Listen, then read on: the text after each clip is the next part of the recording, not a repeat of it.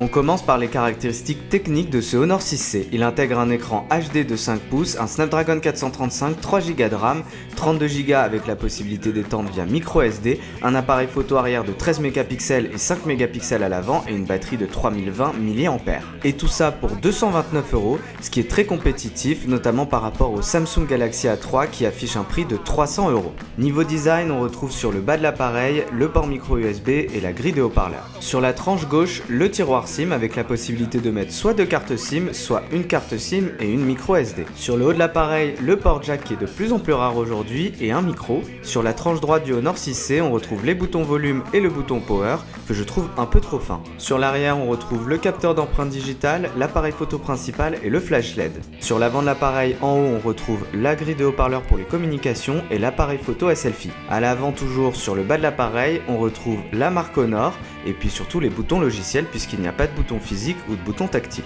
Le format de ce Honor 6C est très bon, c'est juste dommage qu'il y ait des boutons logiciels en bas, du coup on perd un peu en place, surtout que l'écran a été réduit par rapport au Honor 5C qui faisait 5,2 pouces. Dernier point sur le design, je préfère quand même le capteur d'empreinte digitale à l'avant pour ce format de téléphone.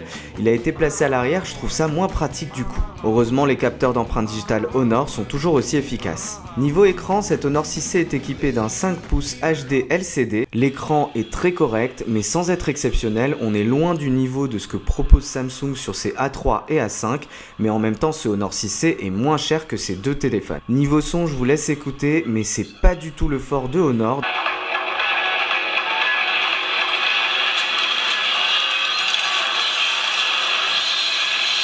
Avec un Snapdragon 435 et 3 Go de RAM, le Honor 6C a des performances très correctes, même si je suis un peu surpris de ce choix parce que Honor est une filiale de Huawei et Huawei fait de très bons processeurs milieu de gamme, notamment le Kirin 650 ou 655 qui ont de très bonnes performances dans ce segment. Même si je suis un peu déçu sur ce point, l'interface du Honor 6C est très bonne. Même si Honor n'a pas intégré la dernière version de IMUI, du coup pas de tiroir d'application et pas les dernières fonctionnalités de cette nouvelle surcouche, mais bon, la surcouche 4 points est très bonne aussi, elle se base sur Android 6.0 Marshmallow. Pour ceux qui connaissent Huawei, ce sera donc pas une surprise ce Honor 6C, dans l'ensemble moi j'aime bien la surcouche de Huawei donc j'ai rien à dire dessus. Niveau jeu, ça tourne plutôt pas mal, un Super Mario Run tournera sans aucun souci sur ce Honor 6C, par contre c'est sûr que sur un Real Racing 3, ça tournera moins bien que sur une puce haut de gamme, donc on se retrouvera avec des graphismes un peu en dessous, mais une fluidité qui est quand même correcte. Dernier point de ce test, c'est l'appareil photo et l'autonomie, donc si on bouge pas trop, les photos sont franchement pas trop mal, j'ai rien à redire, surtout qu'on a un mode HDR qui est assez efficace. Niveau vidéo, la qualité est correcte, il a juste tendance à faire un peu trop l'autofocus. Niveau autonomie, ce Honor 6C s'en tire très bien, il tient plus d'une journée, donc c'est un très bon point. Qu'est-ce qu'il faut retenir de ce test? Eh bien que le Honor 6C est un bon produit milieu de gamme,